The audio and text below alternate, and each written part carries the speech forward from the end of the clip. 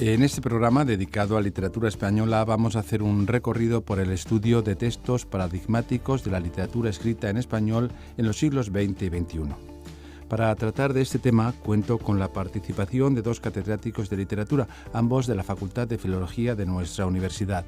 Son los profesores Antonio Lorente Medina y Julio Neira Jiménez, decano además de la Facultad de Filología de la UNED. Bienvenidos al programa Sin Distancias y gracias por acudir a esta cita. Sobre la mesa, gracias a vosotros. Sobre la mesa, un tema de conversación y un libro, que es el origen de este programa, que lleva por título 12 escritores contemporáneos. Así de sucinto, así de claro, 12 escritores de ambos lados del Atlántico con una patria común, la lengua española. ¿Qué es este libro? Es una pregunta muy amplia, muy general, pero vamos a comenzar por el principio. ¿Quién toma la palabra? ¿El profesor Antonio Lorente? Bueno, pues me parece muy bien. Y ya que has hablado de la patria común, es una idea que cuando lo presentamos dejé un poco caer sin especificar. Y efectivamente, lo importante en ese sentido es que habían sido grandes difusores de la literatura en español. Han llevado el español a unas cotas inimaginadas hasta ese momento, ¿no? Recuerdo en ese sentido que podría acuñarse la expresión que utilizó para la literatura hispanoamericana, pero podríamos hablar de la literatura de ambos mundos. Enrique Díez Canedo, en su discurso de ingreso en la Academia de la Lengua en el año 34, hablando de unidad y diversidad. Creo que esa dicotomía centra perfectamente el contenido del libro. Es un volumen que está concebido como manual de bibliografía básica para la asignatura Textos Literarios Contemporáneos que impartimos los dos en el grado de Lengua y Literatura Española y en el grado de Historia del Arte. Es un manual que aúna escritores hispanoamericanos, escritores españoles, en efecto, porque ambos, los 12, realmente han tenido una importancia capital en el progreso de la literatura durante el siglo XX, ¿no? Sí, quiero recordar que es un manual de asignatura de segundo cuatrimestre que comenzará en febrero, ¿verdad? Para literatura española, grados de literatura española e historia del arte, como ha dicho el profesor Julio Neira. El libro hace un recorrido histórico, cultural y literario por la literatura en español más reciente e intensa. Bueno, es todo el siglo XX y antes incluso, porque partiendo de finales del siglo XIX con Rubén Darío y llega hasta la actualidad, hasta nuestros días, con Almudena Grandes. ¿Cómo se han repartido los autores o los textos? Porque cualquier selección siempre implica, una parte de uno mismo, del autor que son ustedes, pero también cuando se selecciona se deja algo aparte. Yo creo que ahí es un tema complejo, ¿no?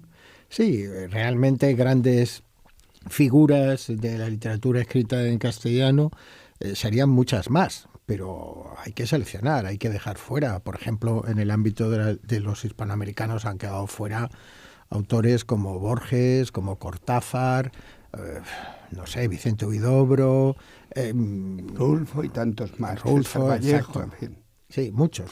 Y en el caso de la española, Juan Ramón Jiménez, todos los poetas del 27 que no son García Lorca, Alexandre Cernuda, escritores de posguerra como Delibes, Juan Marsé, poetas como José Ángel Valente, Claudio Rodríguez, es decir, habría muchos más, pero el tiempo es limitado, el programa tiene que ajustarse a un cuatrimestre y no hemos querido sobrecargar a los estudiantes. Si conseguimos, y creo que a través de este manual lo logramos, si conseguimos que estos 12 escritores sean comprendidos, entendidos y sus textos explicados, la verdad es que para una iniciación a la literatura contemporánea en lengua castellana es más que suficiente. Es más, yo, redundando en esta idea, creo que abre unas perspectivas a cualquier estudiante de literatura y además para cualquier momento de la vida, no solo para los alumnos de primero, aunque esté orientado fundamentalmente para los alumnos de primero, como una apertura general, repito, a la literatura en español del siglo XX. Y hemos pensado en ese sentido en autores que fueran paradigmáticos por su propia obra, por su repercusión internacional, por su vinculación con la cultura hispánica, ambos lados del Atlántico, su compromiso, y además porque son fundamentales en la historia literaria también. Sí, hay quien dice por ahí, profesor Lorente, que usted lo ha tenido más fácil, porque de 6 autores seleccionados, 5 premios Nobel. ¿Eso es jugar con ventaja? Bueno, sí, no, en cuanto que digamos que el premio Nobel pues puede dar un caché sociológico, literario, pero no necesariamente. Es decir, para mí ha sido un dolor no poner a César Vallejo, para mí que presenté en esta casa a Carlos Fuentes, pues ha sido un dolor no escribir sobre Carlos Fuentes, en fin, Cortázar siempre será un referente, creo que Lezama Lima o cualquier otro cubano de importancia, como Alejo Carpentier, pues son fundamentales. Era muy difícil. Pero tiempo habrá en sucesivas asignaturas, claro, de que los estudien, ¿no? Eso es lo que decimos, que es que esto es una apertura para que luego nos encuentren con algo de nuevas. Yo creo que como inicio está muy bien. Además, quiero recalcar lo que ha sido ya en esta conversación, que es un manual de textos, sí, pero yo creo que no es un manual al uso que se aprueba la asignatura y se deja ahí durmiendo el sueño de los justos. Es un libro como referencia para recurrir. Hemos dicho, por supuesto, para los estudiantes, son los primeros los estudiantes de la UNED, además de nuestra Facultad de Filología. Pero yo creo que para cualquier estudiante tanto de filología como de historia del arte y cualquier interesado en literatura. Porque... Sí, hemos querido darle una proyección más allá de lo puramente didáctico, ¿no? Para esa asignatura concreta. Hay que explicar que cada uno de los temas, de los capítulos, el dedicado a cada uno de estos 12 escritores y una escritora, 11 escritores y una escritora, bueno, pues es una revisión general de la trayectoria literaria de ese autor. Y en ese sentido creemos que son útiles tanto para este curso de primero de grado como para cursos posteriores donde se vuelva a tratar sobre Antonio Machado, sobre Federico García Lorca, etcétera, etcétera. Sí me gustaría decir que realmente yo creo que lo he tenido casi más fácil que en la selección que mi compañero y amigo Antonio Lorente, porque realmente los autores que yo he seleccionado, pues que son Valle Inclán, Antonio Machado, Federico García Lorca, Camilo José Cela, José Manuel Caballero Bonal y Almudena Grandes, son incuestionables en momentos concretos de ese desarrollo de la historia de la literatura contemporánea. Cela es quien mejor explica la evolución desde una literatura de la inmediata posguerra, del existencialismo más y lo que llamaron tremendismo, hasta la experimentación de los años 60 y 70. Caballero Bonal lo mismo, su poesía evoluciona desde unos primeros libros de corte existencial a después el realismo crítico acorde con la lucha antifranquista, a la experiencia del lenguaje que aportan después otros autores ya en los 70. Él se sube al tren de la actualidad y siempre su poesía ha estado vigente. Almudena Grandes, bueno, pues es el ejemplo máximo de cómo la mujer a partir de los años 80 consigue romper esa especie de niebla que la mantenía invisible o oscurecida en detrimento de su calidad y por su condición de mujer, y ella ha roto todos los techos de cristal, indudablemente, ¿no? Entonces, bueno, yo creo que dan estos 12 autores dan una clara visión de lo que ha sido la evolución, el discurso de las letras hispánicas desde finales del siglo XIX. Posiblemente la dificultad que yo pueda tener es que es muy difícil de un continente hacer un autor que sea un paradigma. No es lo mismo con una literatura nacional. Es verdad que jugamos con dos criterios diferentes. Por un lado, nacionalismo literario y por otro, una tradición literaria común, ¿no? No cabe duda que personajes como Rubén Darío, o Pablo Neruda o el magisterio o ensayístico intelectual, y si me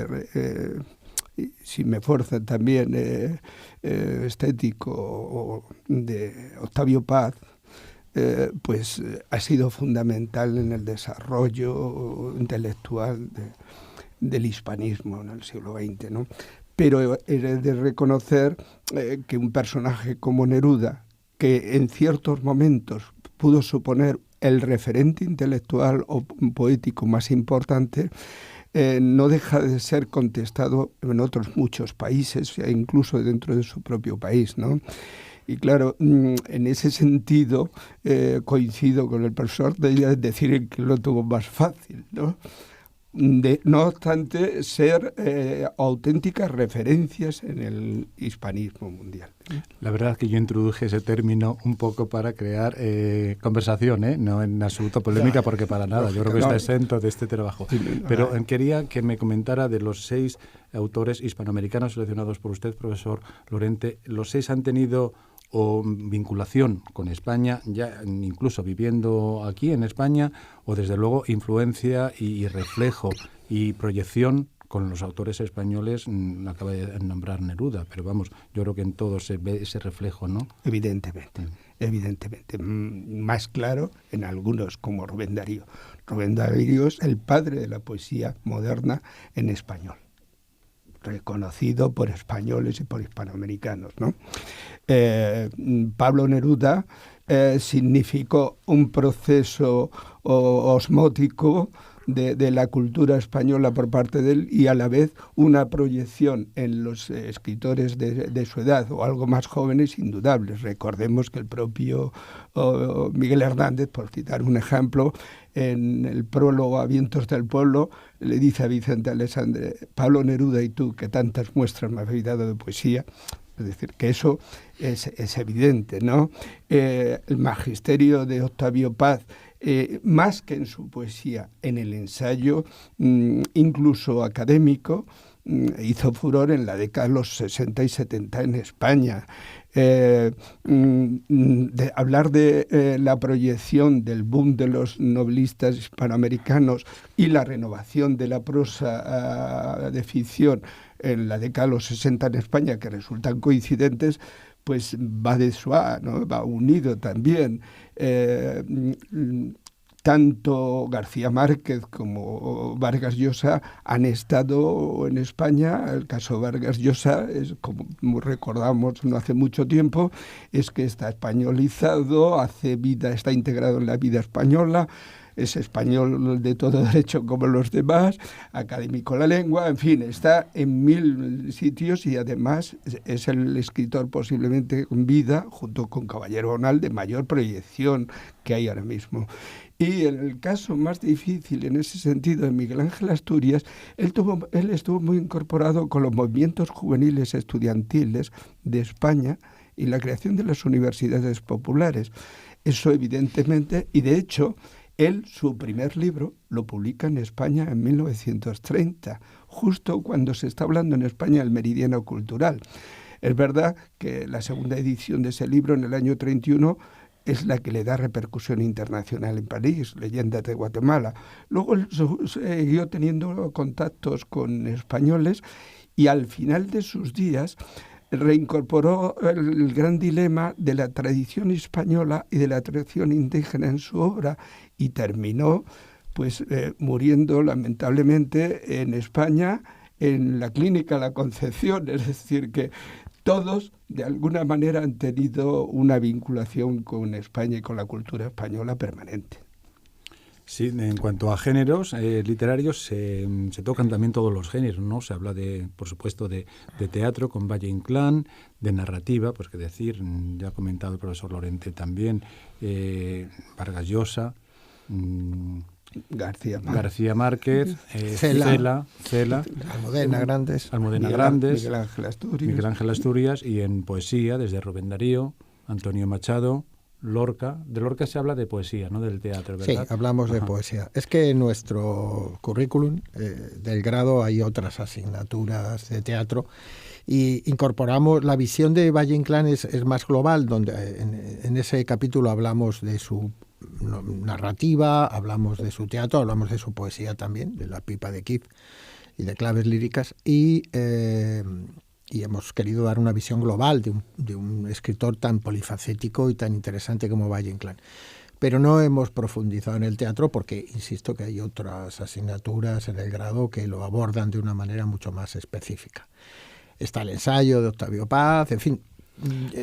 Hay una visión muy plural sobre la creación literaria contemporánea. Yo he relegado también las vinculaciones del teatro con los escritores hispanoamericanos, pero aquí mismo pues quiero recordar las obras de teatro de Clarivigilia Primaveral, que es de poesía, pero por otro lado llevó al teatro Miguel Ángel Asturias, y cualquiera de nosotros ha visto ahora recientemente algunas de las obras de teatro de Mario Vargas Llosa, pero no son sus incursiones fundamentales, pienso.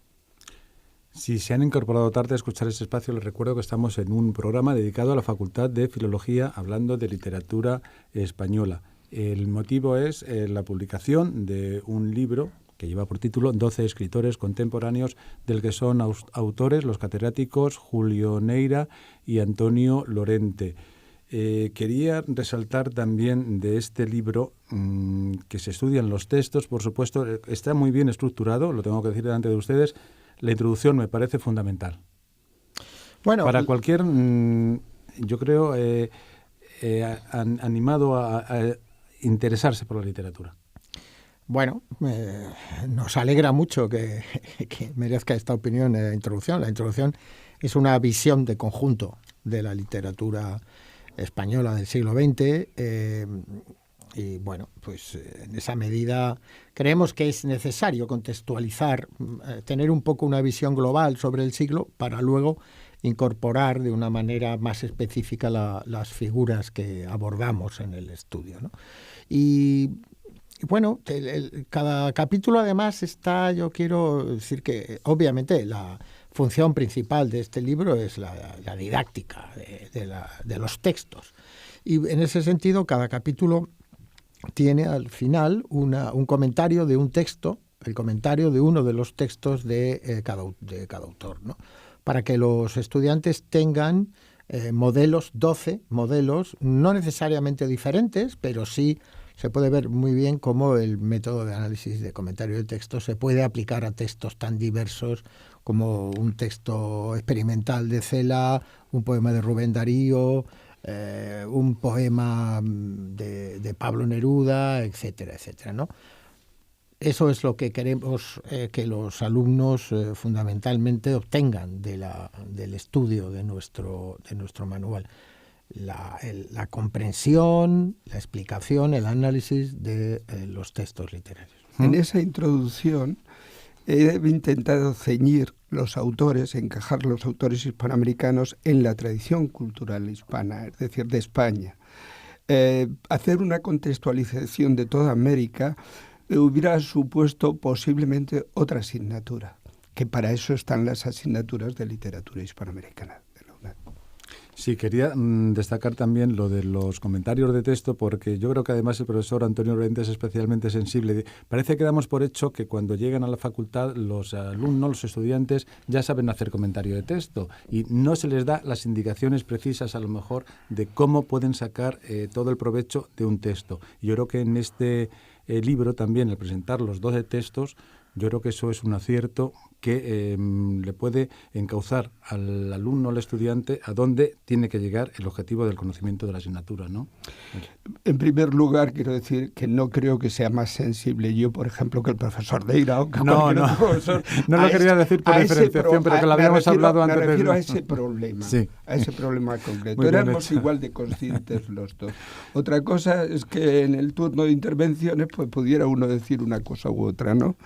Lo que éramos conscientes de que es una limitación de los alumnos y realmente una de sus deficiencias. Deficiencias que por unas razones o por otras siempre se van relegando y los alumnos a la hora de la verdad se encuentran con mucha teoría sobre cómo hacer un comentario de texto, pero nadie les ofrece modelos de comentario de texto. De hecho, tenemos en la bibliografía complementaria de esta asignatura un texto muy clásico de Fernando Lázaro Carreter, cómo se comenta un texto literario. Un texto clásico, vamos, que yo mismo estudié cuando estudié la carrera este manual, ¿no? Yo que soy más viejo en el bachillerato. Y entonces, sí, tienen la teoría de cómo se comenta un texto, ¿no? En una bibliografía muy acreditada, muy fácilmente comprensible. Pero hemos querido que tuvieran la realización práctica de que vieran que esa teoría se puede aplicar siempre destacando la peculiar idiosincrasia de cada uno de los textos. No tenemos dos textos iguales a comentar igualmente en ninguna literatura. La creación literaria siempre es, por su propia naturaleza, diversa, ¿no? Subrayo precisamente esta última idea porque los alumnos efectivamente se van a encontrar con diversos textos en prosa y distintos textos poéticos también, para que vean que efectivamente con unos rudimentos culturales suficientes es posible introducirse en cualquiera de los textos, porque son los propios textos los que nos dicen lo que tenemos que utilizar de nuestros conocimientos. A ese respecto a mí me gustaría poner, decir que hay textos de poesía en los comentarios, hay textos de prosa, pero hay uno que me parece especialmente interesante, que es el de Valle Inclán. La sonata me parece que es la de Estío, la que hemos elegido, es una prosa que tiene tantos recursos poéticos que permite ser analizada con, digamos, una metodología normalmente aplicable a los poemas, ¿no? Pero ese carácter especialmente poético de la prosa de Valle Inclán en las sonatas nos ofrece un buen ejemplo de cómo, por ser prosa, no tiene por qué dejar de ser poesía, ¿eh? Y entonces ahí se ven muy bien los recursos habitualmente empleados en el verso, pero utilizados en prosa. Además, incidiendo en esto, que me parece una idea interesantísima, es que habría que recordar la contextualización en que surgen las sonatas. Es decir, cuando hablo de la contextualización histórica y cultural, se tiende en aquel momento a la indiferenciación de géneros, con lo cual lo que se busca es la esencia en lo poético.